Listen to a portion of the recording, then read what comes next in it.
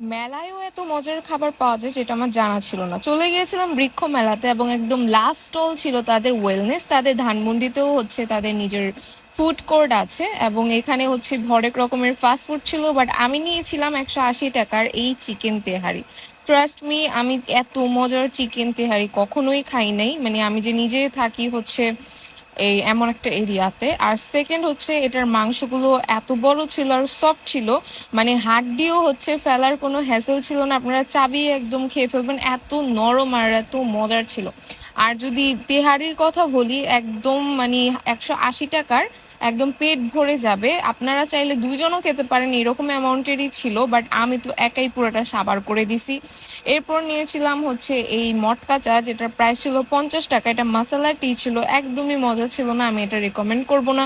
এরপর নিয়েছিলাম সুইটনেসের মধ্যে 100 টাকার পুডিং। সবার আগে পুডিংটাই ট্রাই করার কথা ছিল, কারণ এটা প্যাকেজিংটা এত সুন্দর। আর শুধু প্যাকেজিংই না, তাদের এই পুডিংটা এত মজা ছিল, মানে একদম জমাট বাঁধা যেরকম সফটনেস যে কাজ করে এরকম ছিল। এরপর বের হয়ে নিলাম 25 টাকার এই পেপসি। সো আপনারা চাইলে আমাকে জানাতে পারেন আপনাদের বৃক্ষ মেলা কেমন গেল।